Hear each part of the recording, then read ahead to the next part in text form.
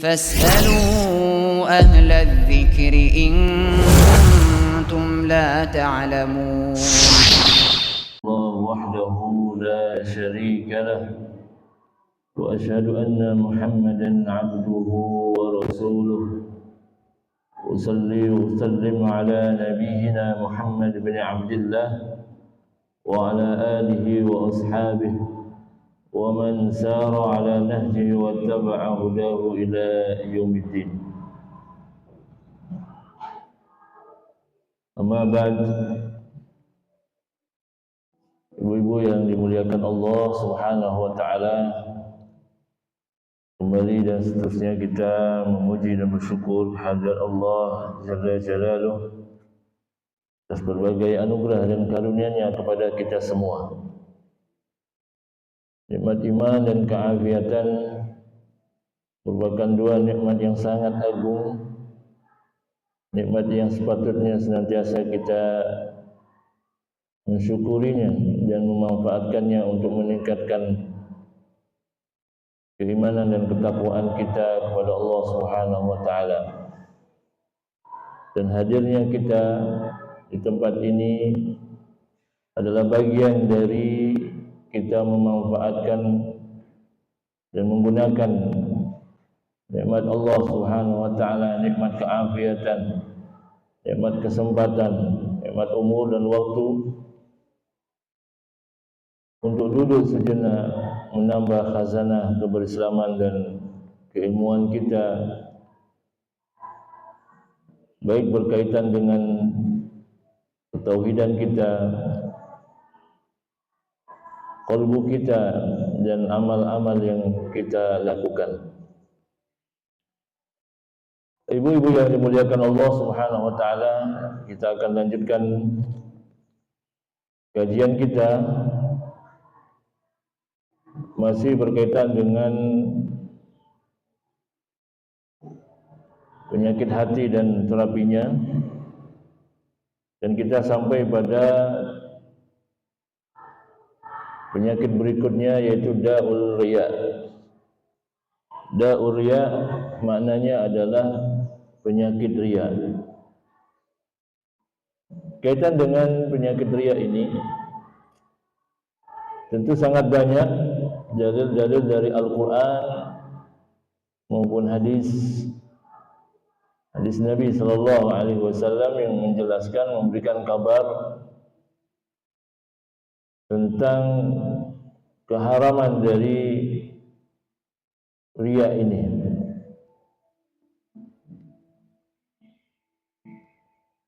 Juga bagaimana kedudukannya di dalam Islam. Dan di antara dalil dari firman Allah Subhanahu wa taala dapat kita dapati di surah Al-Ma'un ayat 6, ayat 4 sampai dengan 6. Allah berfirman, "Fawailul lil musallin." Dan celakalah bagi orang-orang yang salat.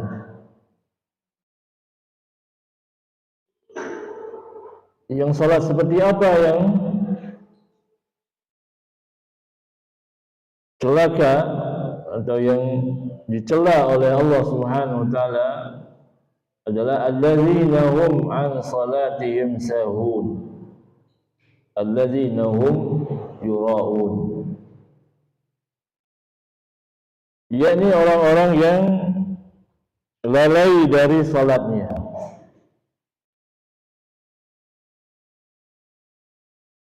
Orang yang sudah mengerjakan salat saja tidak lepas dari celaan Allah, maka lebih-lebih orang yang meninggalkannya, lebih lagi orang yang sengaja meninggalkan perintah salat. Orang yang sudah melakukan salat saja, mengerjakan salat, tidak lepas, tidak selamat dari celaan Allah, apalagi yang tidak mengerjakannya. Nah, celaan di sini adalah bagi orang-orang yang telah mengerjakan salat, yang salatnya sering lalai, sering diakhirkan tanpa sebab uzur syar'i, sering terlewat waktunya juga tanpa sebab yang diperbolehkan, atau lalai dari sisi kalbunya, enggak ada khusyuk di dalam mengerjakan salat. Dia salat tapi hatinya, pikirannya masih kebawa kepada perkara-perkara dunia, lebih dominan. Bahkan saking kuatnya pengaruh ketidakkhusyuan yang ada, sehingga bacaan bisa terlupa, rakaatnya juga demikian sampai lalai, terlupa. Nah, ini yang pertama. Yang kedua adalah celaan bagi orang yang salat adalah orang yang mengerjakan salat dalam kondisi riya.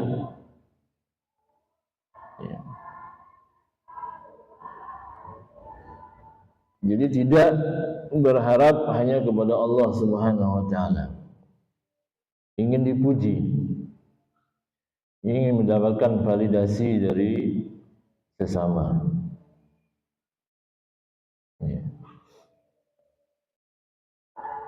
Ini ayat yang pertama atau dalil yang pertama. Yang kedua ada dalam surah Al-Kahfi ayat 110. Allah juga berfirman, "Faman kana yarju liqa'a rabbih falya'mal 'amalan shalihan wa la yusyriku bi ibadati rabbih ahada." Wa la yusyrik bi ibadati rabbih ahada. Barang siapa yang mengharap perjumpaan, liqa, berjumpa dengan Allah, dengan Rabb-Nya, falyamal amalan salihah, maka hendaklah ia beramal saleh, wala yusyrik bi ibadati rabbih ahada, dan tidak menyekutukan Allah dengan siapapun dalam perkara beribadah. Nah, riya adalah bentuk syirik kecil, syirkul asghar, menyekutukan Allah dalam perkara ibadah.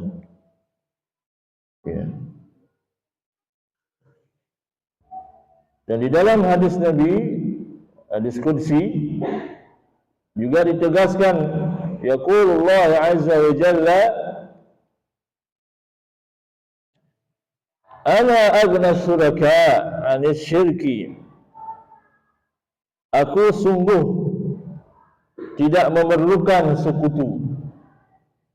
Ana aghna syuraka 'anis syirki, man 'amila 'amalan asyraka fihi ma'i ghairi taraktuhu wa syirkahu. Barang siapa yang berbuat kebajikan dengan menyertakan sekutu, berbuat bentuk kesyirikan selain kepadaku, jadi beribadah bukan semata-mata hanya kepada Allah, jadi menyertakan sekutu lainnya. Maka apa kata Allah dalam hadis qudsi ini? Taraktuhu wa syirkahu, maka aku meninggalkan ia dan sesuatu yang ia sekutukan. Jadi Allah berlepas dari hamba yang berbuat kesyirikan. Dan di hadis yang lainnya juga Rasulullah sallallahu alaihi wasallam bersabda, Inna akhwafa ma akhafu alaikum syirku al-asghar.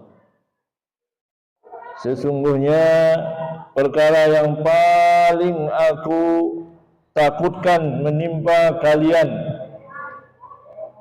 yakni asyirkul asghar. Di hadapan para sahabat, Rasulullah sallallahu alaihi wasallam memberikan pernyataan, sesungguhnya perkara yang paling, inna akhwafa ma akhafu alaikum, perkara yang paling aku takutkan yang akan menimpa kalian, wahai para sahabat, wahai umatnya Muhammad sallallahu alaihi wasallam, adalah syirku al-asghar.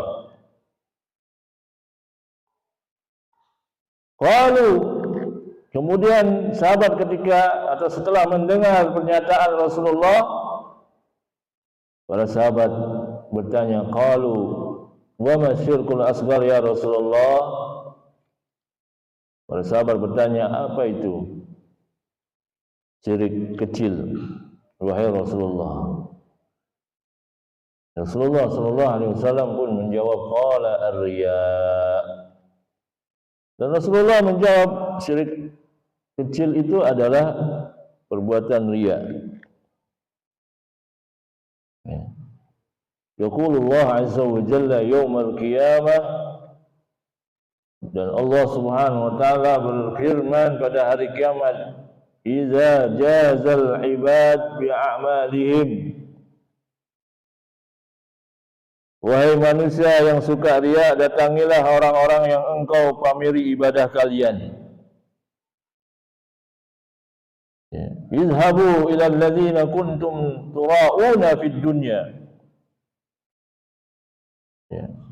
Izhabu ila alladhina kuntum tura'una fid dunya.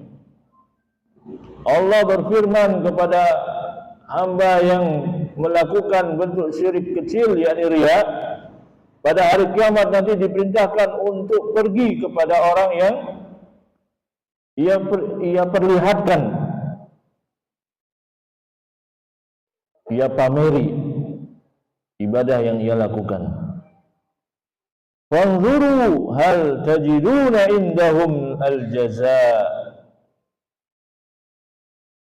Maka perhatikanlah, lihatlah, hal tajiduna indahumul jazaa, apakah kalian akan mendapat pahala dari mereka.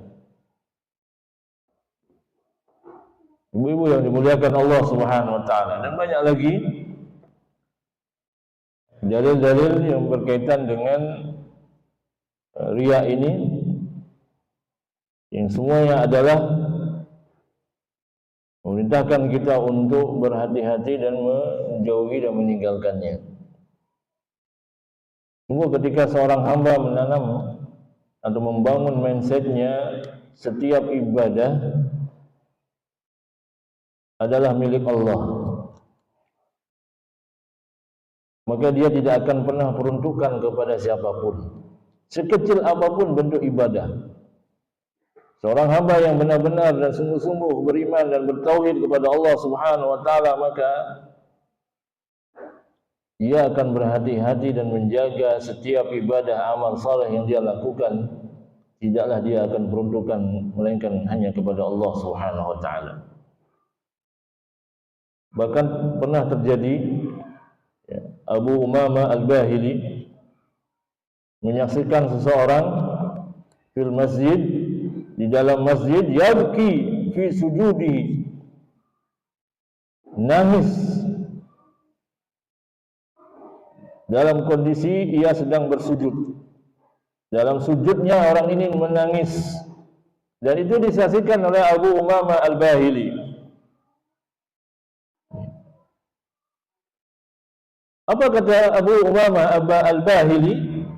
Faqala anta law kana hadha fi baitika. Seandainya kamu melakukan semua ini di rumahmu, maka ini akan lebih baik.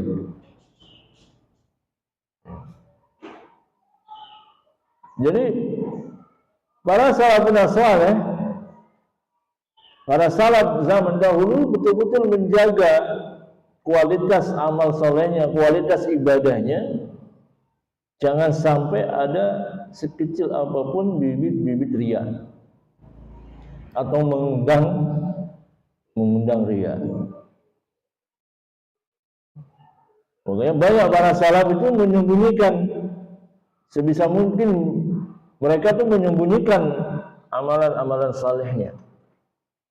Sehingga banyak para salaf yang memberikan anjuran setiap orang itu sebisa mungkin untuk memiliki amal soleh yang ia sembunyikan dari siapapun. Bahkan keluarganya pun dia tidak tahu, anaknya pun, suaminya atau istrinya tidak mengetahui amalan soleh tersebut. Karena memang kita ini lemah. Wa khuliqal insanu dha'ifa. Kita begitu lemahnya ya, untuk menjaga kualitas ikhlas kita, maka perlu kita berhati-hati ya, untuk jangan sampai tumbuh rasa ingin memamerkan, memperlihatkan amal soleh yang dilakukan. Ya. Nah, ibu-ibu yang dimuliakan Allah Subhanahu wa taala, nah berkaitan dengan riya, yang riya ini katanya, kalimatnya atau kata ini diambil dari akar kata mustaq min ar-ru'yah, ada akar kata ar-ru'yah. Apa artinya? Ya, mencari kedudukan di hati manusia. Mana aslinya yaitu talabul manzilah fi qulubin nas bi ra'ihim. Ya. Ini mencari tempat atau kedudukan di hati manusia dengan memperlihatkan hisal khair, perilaku yang baik, sehingga ia memiliki tempat dan kedudukan di hati manusia, dapatkan pujian, dapatkan validasi, dibilang orang baik, orang soleh, orang berilmu, dan hal-hal baik lainnya. Ya. Orang yang seperti ini lama-kelamaan sejatinya dia akan capek sendiri, dia akan lelah. Karena ya tujuan manusia atau pujian manusia sesuatu yang enggak menetap. Ya bisa jadi orang pagi dipuji, siang atau sore dia sudah penilaiannya sudah berubah. Ya. Itulah Imam Syafi'i pernah mengatakan, ghayatun nas la tudrak. Ya. Tujuan manusia itu susah didapati, susah ditemui. Karena tidak benar-benar ya tulus. Terkadang kita temukan seorang memuji atau menilai saudaranya atau sesamanya. Maka ketika seorang hamba hanya mencukupkan dirinya penilaian Allah Subhanahu wa taala, maka dia akan selamat dari perbuatan riya.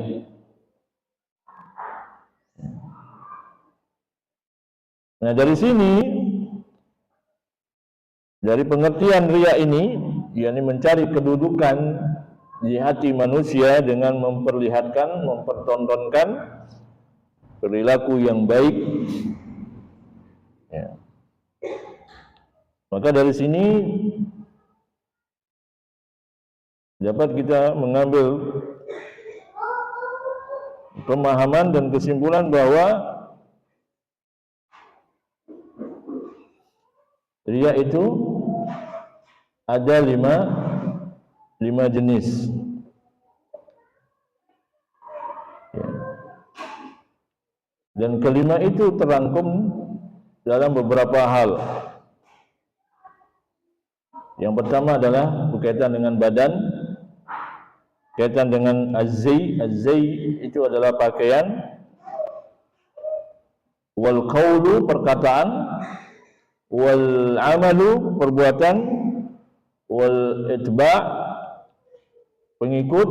Wal atba', pengikut. Wal asya' al kharijah, dan sesuatu atau hal-hal eksternal atau bersifat luar.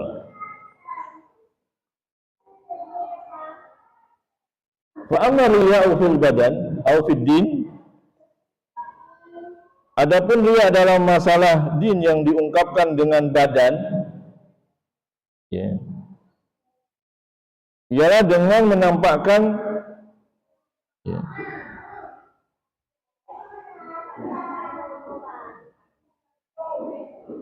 wa bi izharin nuhuri was-sifari liwahima bidzalika syiddatul istihad. Dia menampakkan, ya, misal dengan kurusnya badan atau pucatnya wajah. Hal tersebut dilakukan agar ia dianggap sangat bersungguh-sungguh di dalam melakukan ketaatan atau memikirkan atau merenungkan perkara akhiratnya.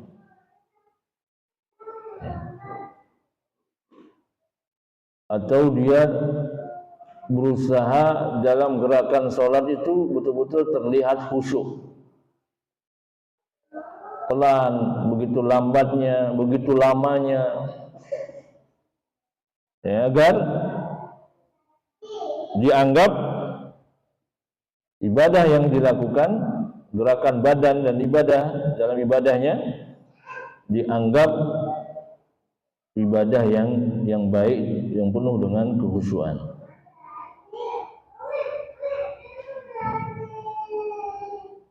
Wa amma riya bil hay'ah wa zai wa mislu tash'ithu asy-sya'r. Adapun berikutnya riya dengan sikap dan pakaian, perbuatan tersebut ialah bisa jadi mengusutkan rambut atau menundukkan kepala saat berjalan, memperlambat gerakan, dan memperlihatkan tanda bekas sujud di kening, yang semua itu agar terlihat orang.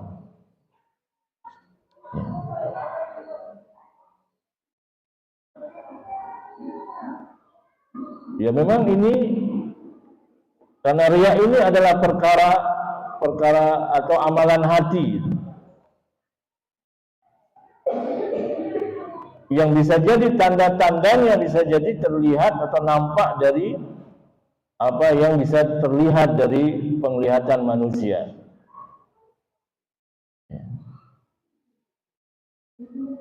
Ini diungkapkan agar kita berhati-hati. Ya. Kenapa? Karena lisan manusia itu sangat tajam. Walaupun kadang-kadang ia mengungkapkan dengan bahasa candaan, tapi namanya hati manusia yang kadang-kadang ada kecondongan, ada kecenderungan senang dipuji, suka mendapatkan sebuah pujian. Sedangkan di dalam syariat Islam kita diminta untuk menjaga keikhlasan kita. Nah, hal ini adalah bentuk dalam kaidah fikih namanya saddu dzara'i. Kita menutup celah-celah keburukan atau datangnya fitnah terhadap keikhlasan kita.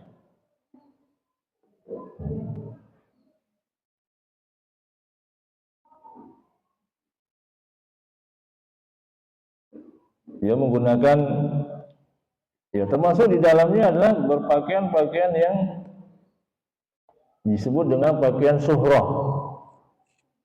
Orang itu begitu memperhatikan, ya, mendapat sebuah perhatian.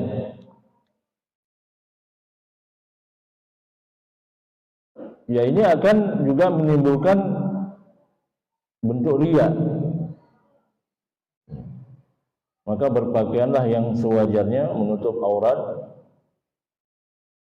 ya, bukan yang berlebihan atau terlalu mewah sehingga mencuri perhatian dan penglihatan daripada yang lainnya. Kemudian bentuk riya yang berikutnya adalah riya'u bil qaul, perkataan. Ini riya umumnya jatuh pada orang yang ahli agama, ahlul ilm, para ulama, para asatidz, para dai.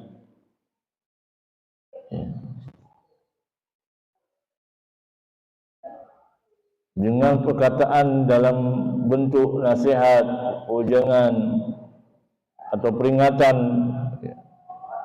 ucapan-ucapan yang bernilai bijak, memperlihatkan bahwa ia amat perhatian terhadap,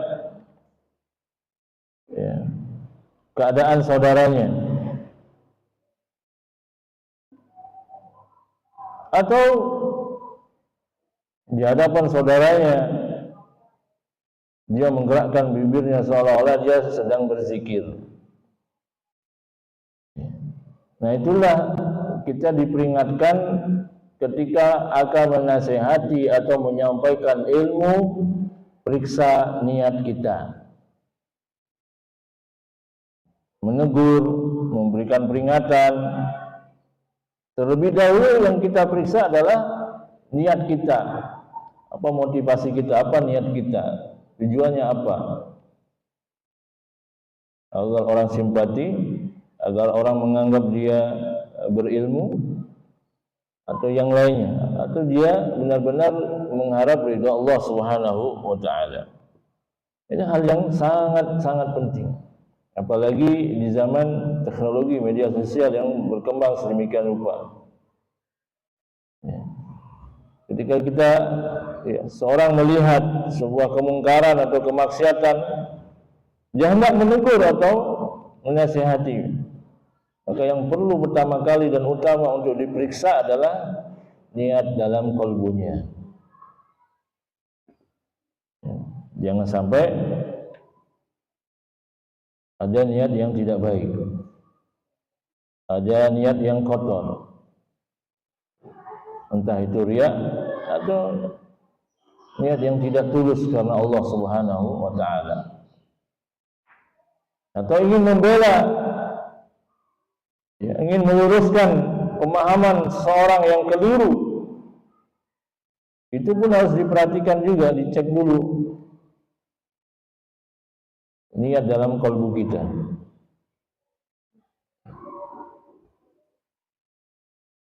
Nah, ibu-ibu yang dimuliakan Allah Subhanahu wa taala, kemudian bentuk riya yang berikutnya adalah riya al-amal, riya fil amal. Riya ini seperti orang salat yang memperlihatkan, misal lamanya dia berdiri, lamanya dia sujud, bacaannya yang begitu panjang.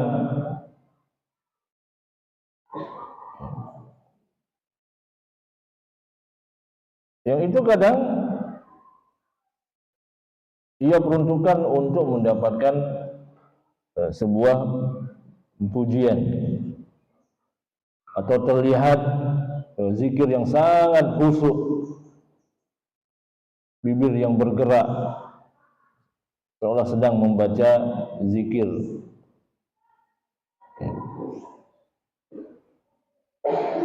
Namun perlu kita perhatikan, jangan sampai kemudian kita memperhatikan orang yang sedang berzikir, kemudian kita tuduh, oh ini mungkin dia sedang riya. Tidak demikian. Kita membaca, mempelajari ini adalah kembali kepada diri kita agar kita dalam beribadah sungguh-sungguh karena Allah, jujur karena Allah, bukan untuk menampakkan, memperlihatkan atau memamerkan kepada yang lainnya.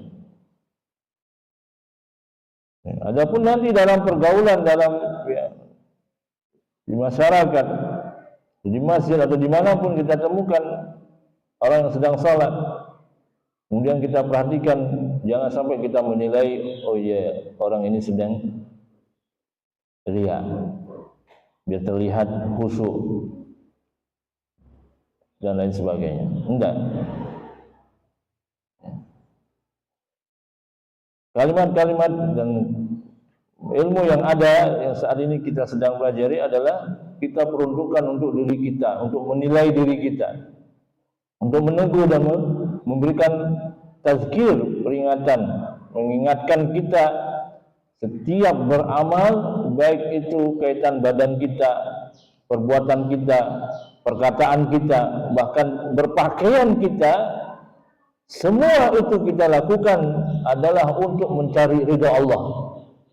Kita menutup aurat kita dengan pakaian yang bagus, yang rapi,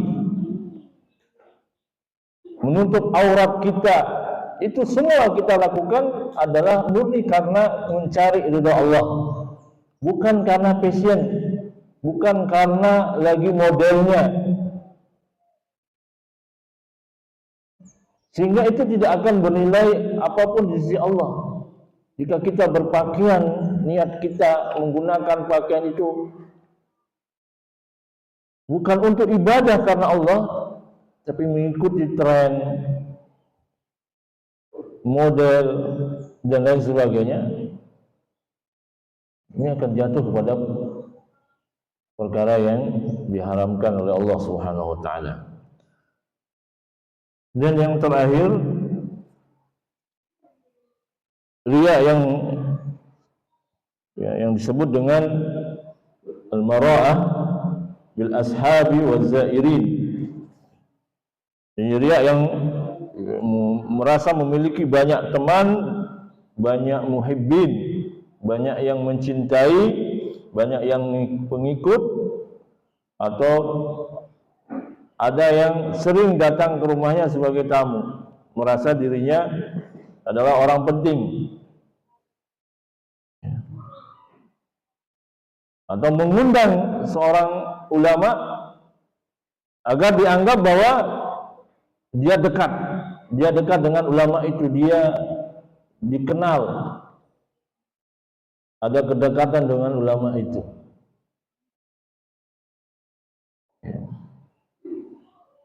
Nah, ini juga tidak sedikit, artinya banyak juga yang terjadi, orang melakukan hal itu. Merasa bangga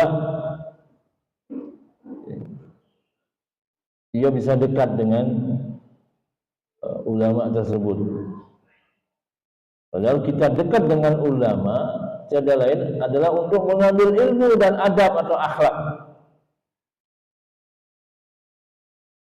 bukan kekaguman dan ketenaran atau kalau terkenal. Kemudian di selfie dan dipajang di media sosialnya. Tidak demikian. Kita dekat dengan para pengemban ilmu agar kita mendapatkan ilmu, keberkahan, doa, adab dan akhlak. Kita belajar dari sana. Karena memang para salaf mengajarkan kepada kita dekat dengan orang yang ahlul ilm, ya agar kita selamat. Kalau ada hal-hal yang keliru, maka ahlul ilm itulah yang akan mengingatkan kita, akan meluruskan kita, memperbaiki perkataan, perbuatan kita, bahkan adab dan akhlak kita. Itu manfaatnya. Jangan sampai kita salah niat, salah motivasi, salah tujuan, sehingga jatuh dalam perkara yang tidak baik. Ibu-ibu yang dimuliakan Allah Subhanahu wa taala, Selanjutnya saya tambahkan sedikit, apa yang menjadi sebab orang itu melakukan riya? Mengapa orang jadi riya? Mengapa orang mudah melakukan perbuatan riya? Maka sebab yang pertama adalah untuk mengokohkan kemaksiatannya.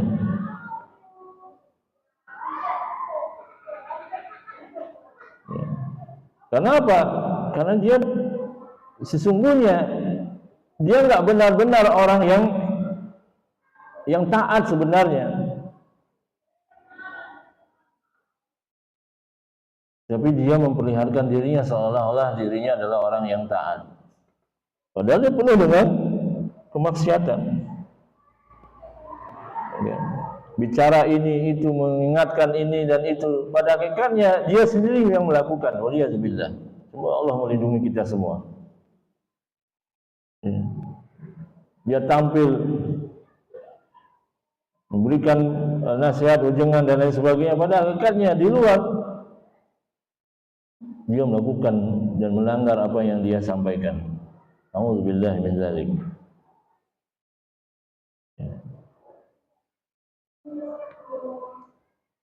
Dan orang yang berbuat riya semacam ini, dialah yang sejatinya dibenci oleh Allah Subhanahu wa taala. Jadi abghadul wara'ina ilallah. Kenapa? Karena dia menjadikan ketaatan itu untuk kamuflase agar dia selamat dari kemaksiatan yang dia telah lakukan. Orang itu lebih takut dilihat orang saat berbuat kemaksiatan daripada Allah Subhanahu wa taala. Kenapa? Karena orang pasti akan mencelanya, menghardiknya, memarginalkannya, mengusirnya atau dan lain sebagainya. Nah, orang yang menganggap bahwa ya Allah, ya kalau kita bertaubat insyaallah diampuni.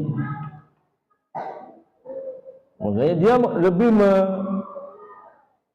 menampakkan ya, seolah menjadi orang yang taat, yang baik, rajin ibadah, tapi hakikatnya dia sedang menyembunyikan kemaksiatan yang dia perbuat. Ini yang pertama. Sebab yang kedua adalah untuk memperoleh keuntungan duniawi. Ya. Banyak orang yang menjadi pemuka agama, menjadi dai, menjadi ahlul ilm, sejatinya bukan mencari ridha Allah Subhanahu wa taala.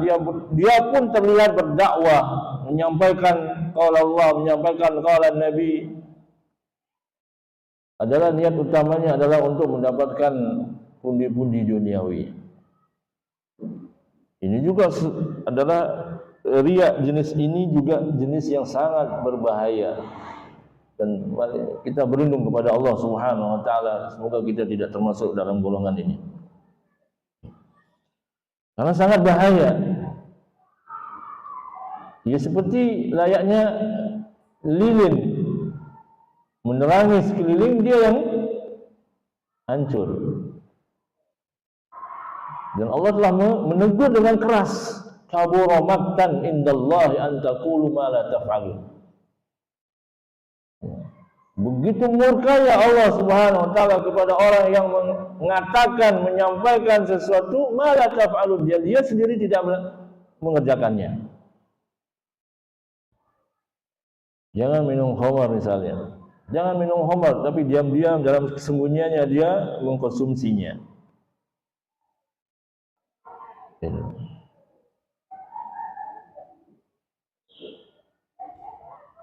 Ya ini sangat berbahaya.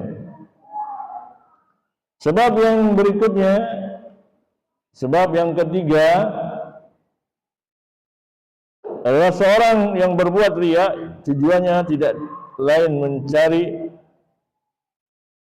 tidak mencari keuntungan atau baik harta benda ataupun yang lainnya, akan tetapi ia memperlihatkan ibadahnya karena takut kalau orang lain merendahkannya atau tidak dianggap orang istimewa atau orang yang zuhud, orang yang alim, namun dikatakan orang yang orang yang awam misalnya. Dan ini banyak juga terjadi. Seorang kalau sudah terlanjur ditokohkan, dianggap berilmu, maka kalau ada sebuah pertanyaan yang sesungguhnya dia tidak paham, dia tidak mengetahui ilmunya, tapi karena terlanjur banyak yang menyukainya, punya pengikut, sudah terlanjur ditokohkan, maka malu dia akan mengatakan tidak tahu. Maka dia akan menjawab meskipun itu tidak sesuai. Karena ingin menjaga jangan sampai menjatuhkan, ya, dianggap menjatuhkan harga dirinya. Ya. Padahal kalau kita lihat dalam sejarah para salafun saleh, contoh misalnya Imam Malik pernah ditanyakan puluhan pertanyaan, tapi yang dijawab hanya beberapa saja, enggak sampai belasan, hanya beberapa pertanyaan yang beliau jawab, yang sisanya beliau mengatakan la adri, saya tidak tahu. Selevel Imam Malik tidak pernah malu atau takut khawatir mengatakan la adri, saya tidak tahu.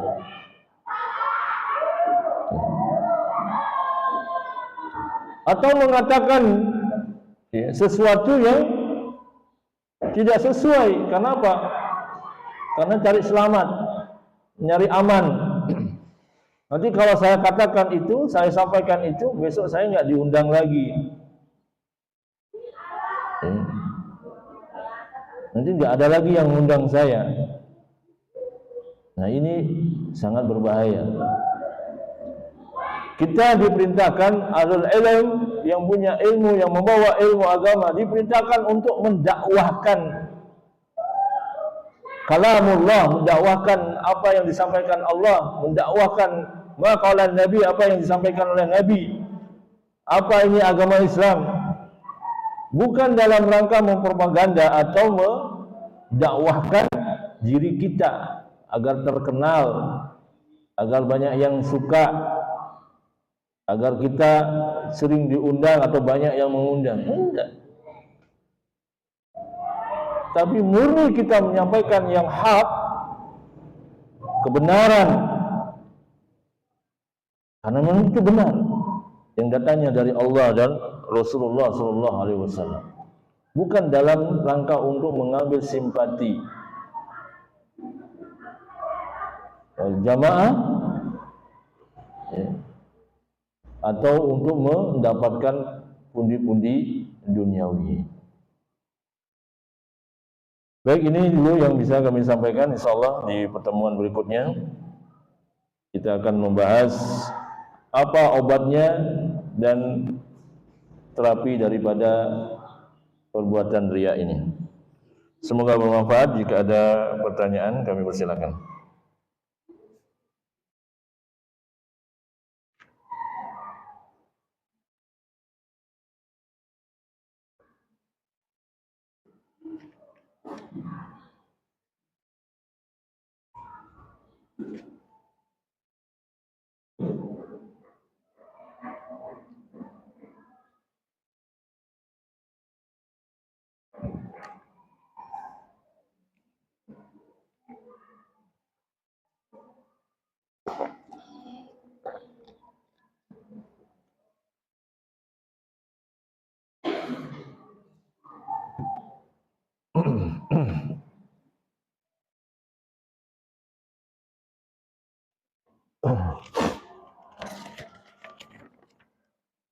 Baik, ini ada pertanyaan. Bismillah, izin bertanya. Di dalam penulisan kitab ada catatan kecil di bawah halaman yang isinya, tidak patut seorang muslim memperbanyak kitab ini. Tanya seizin penulis. Tanpa seizin penulis. Tidak patut seorang muslim memperbanyak kitab ini tanpa seizin penulis. Pertanyaannya, bagaimana bila dikaitkan dengan kewajiban dakwah dengan keikhlasan tanpa mengharap imbalan? Mohon pencerahannya. Jazakallah khair. Jazakallah khair. Ya.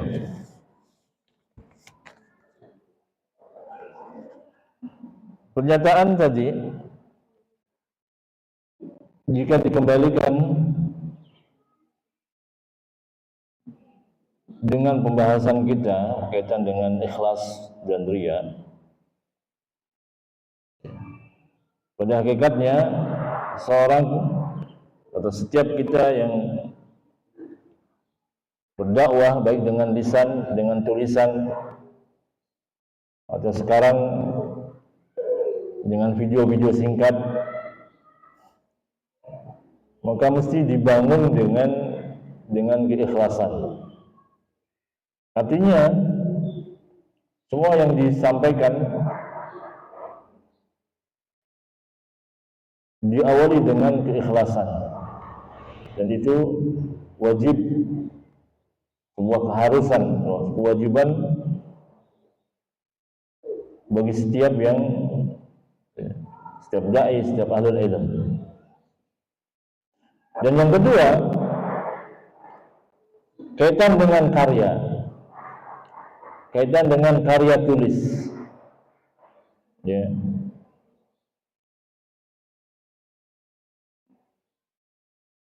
Dalam menulis, menuangkan ilmu dalam sebuah kertas atau di atas kertas, maka yang pertama juga harus diawali dengan niatan ikhlas karena Allah Subhanahu wa taala. Itulah kenapa para ulama setiap kali mengawali tulisannya selalu dengan kalimat bismillah. Ada basmalah di sana, bismillahirrahmanirrahim. Setelah itu baru alhamdulillah dalam muqaddimah. Itu menunjukkan bahwa seorang tidak mungkin mampu menulis dan menyelesaikan tulisannya kalaulah bukan karena pertolongan Allah. Termasuk di dalamnya ilmu yang dia goreskan di atas kertas itu juga adalah pemberian nikmat dari Allah Subhanahu wa taala. Karya tulis mempunyai hak, ya, untuk diberikan secara bebas atau diperjualbelikan. Dan hal ini sejatinya juga tidak mengurangi dari bentuk keikhlasan dia. Karena ini perkara yang mubah, yang diperbolehkan oleh agama. Kita punya karya tulis, sebuah buku, dan kita mau berikan secara percuma-cuma atau kita mau perjualbelikan, hal itu sungguh tidaklah dilarang oleh agama. Kenapa? Karena mencetak dalam sebuah buku dan untuk sebuah buku adalah perlu biaya. Dan seorang penulis punya kebebasan untuk memberikan haknya kepada siapapun. Maka ketika dia membatasi hal itu seperti kalimat tadi, maka kita perlu menghormatinya. Bahkan kalau ada tulisan saja, ada tulisan di media sosial, kita mau share ulang adab kita, etika kita adalah kita minta izin. Ini lebih kepada adab, dan itu tidak sedikit pun mempengaruhi daripada keikhlasan awal daripada seorang dalam menulisnya. Bahkan sampai pun dia menjual hasil karyanya, karya tulisnya, hal itu sah-sah saja dan perkara mubah, ya. Sepanjang ya, saat di awal dia menulis adalah dia dengan niatkan karena Allah Subhanahu wa taala. Ya. Nah, oleh karena itu setiap kita perlu menjaga adab dan etika kita. Ya, kalau ada karya tulis, mari kita berikan penghargaan. Ya. Kalau kita diberikan kebebasan, silakan di-share, silakan disebarluaskan. Pun demikian, etika kita adalah apa? Minimal kita mendoakan. Kita doakan, alhamdulillah kita dapat ilmu yang gratis, dapat e-book misalnya, dan kita doakan ya, semoga Allah berikan taufik, hidayah, rahmatnya kepada penulis kitab ini atau buku ini atau e-book ini. Ya. Nah demikian, semoga terjawab. Barakallahu fiik.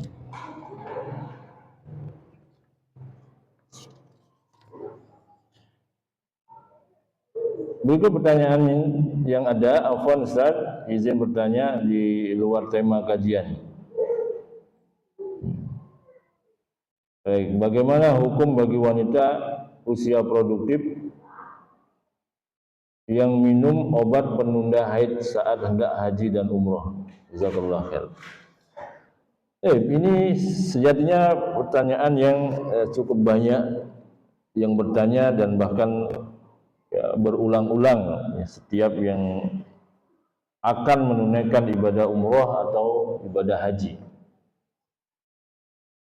Kalau dalam kondisi ibadah umroh, tentu kita bisa memplanningkan. Harusnya seperti itu. Beda dengan ibadah haji, karena ibadah haji dia punya waktu tertentu, nggak bisa digeser, nggak bisa kita geser wukuf. Saya nggak bisa wukuf tanggal 9, saya geser aja dah, karena saya sedang haid misalnya, nggak bisa. Lontar jumrah misalnya, atau manasik haji lainnya, nggak bisa digeser. Beda dengan umroh. Umroh kita bisa planningkan, karena kita paham dengan jadwal haidnya kapan. Nah itu diplanningkan dengan baik, jangan sampai ketika berangkat saat ada di sana di waktu di mana waktunya haid. Ini yang pertama harus kita perhatikan, ibu yang dimuliakan Allah Subhanahu wa taala. Semoga ibu yang hadir semua di sini dimudahkan oleh Allah Subhanahu wa taala untuk ziarah ke Mekah dan Madinah, baik umrah maupun haji. Yang kedua, kalau sekiranya sampai di sana kita dalam kondisi ya, haid, yang itu kalau kita tidak meminum obat itu, maka hilang kesempatan kita untuk umroh. Apalagi dalam durasi misalnya 9 hari ya, atau 12 hari, yang kadang-kadang ada yang waktu haidnya sangat panjang, ada yang sangat pendek, tergantung kondisi masing-masing. Intinya saat dalam kondisi yang darurat,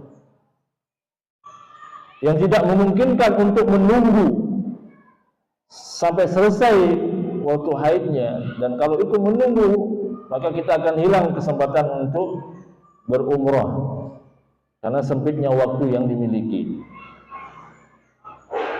Maka dalam kondisi seperti ini, maka diperbolehkan untuk mengkonsumsi, namun tetap dalam rekomendasi konsultasikan kepada dokter ahli.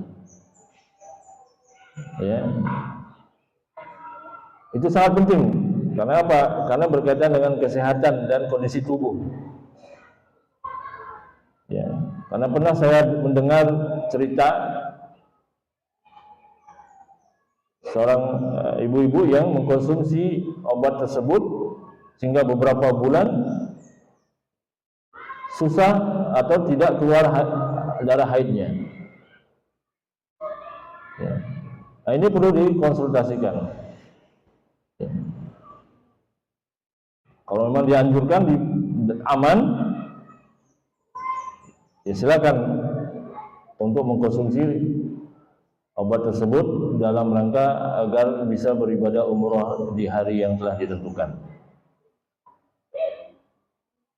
Nah, kemudian berkaitan dengan haji. Nah, haji ini sangat diperbolehkan. Karena apa? Karena tadi di awal kita jelaskan bahwa haji ini punya tanggal tersendiri yang tidak mungkin sekalipun kita planningkan gitu, planningkan di tanggal sekian, mungkin bagi sebagian wanita perempuan tidak akan terkena jadwal waktu haidnya, tapi bagi sebagian bisa jadi. Maka kalau demikian adanya, maka diperbolehkan, masih diperbolehkan untuk mengkonsumsi obat ini. Tapi balik lagi, diawali dengan konsultasi dulu dengan dokter yang ahli dalam hal itu. Secara fikih, hukum fikihnya sangat diperbolehkan. Ya. Tapi kalau memang masih bisa dikondisikan, ya, maka menghindari untuk mengkonsumsi obat tersebut akan lebih baik. Wallahu a'lam, ini yang bisa kami sampaikan.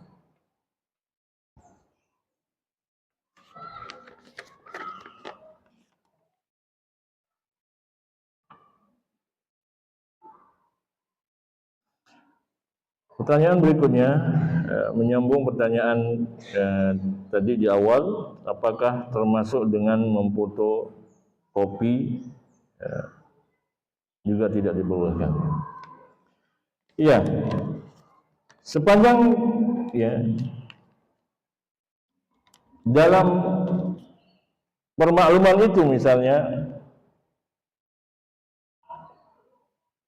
ada larangan untuk menggandakan atau memperbanyak, maka kita patuhi, kita hormati. Tapi sepanjang tidak ada bahasa, kita dilarang untuk menggandakan, apalagi ada di sana kalimat boleh digandakan tapi tidak untuk diperjualbelikan. Kan ada kadang-kadang kalimat seperti itu, boleh diperbanyak, tidak dalam rangka untuk dijual belikan. Maka kita boleh untuk menggandakan atau memperbanyak. Ya.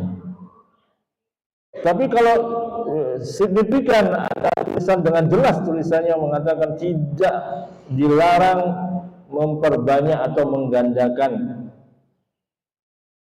kitab ini tanpa seizin penulisnya misalnya, ya kita hormati. Ya. Karena apa? Karena kalau kita ingin keberkahan ilmu, maka wajib kita beretika, beradab dan menghormati apa yang menjadi ketentuan yang ada. Ya. Semoga mencerahkan. Barakallahu fiik.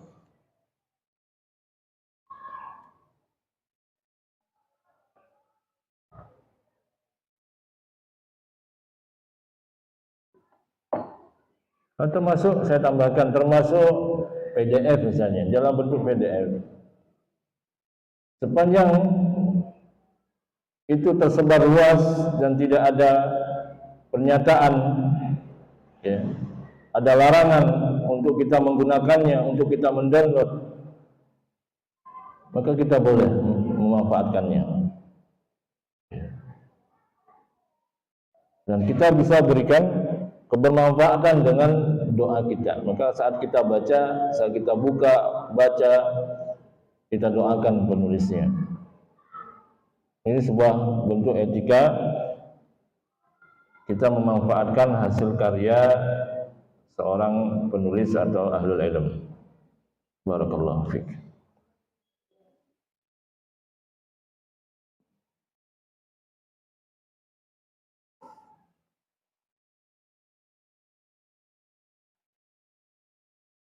Baik, kalau tidak ada pertanyaan lagi, izinkan kami menutup kajian ini dengan doa kafaratul majlis. Subhanakallah wa hamdika, asyhadu an la ilaha illa anta, astaghfiruka wa atubu ilaik. Wassalamualaikum warahmatullahi wabarakatuh.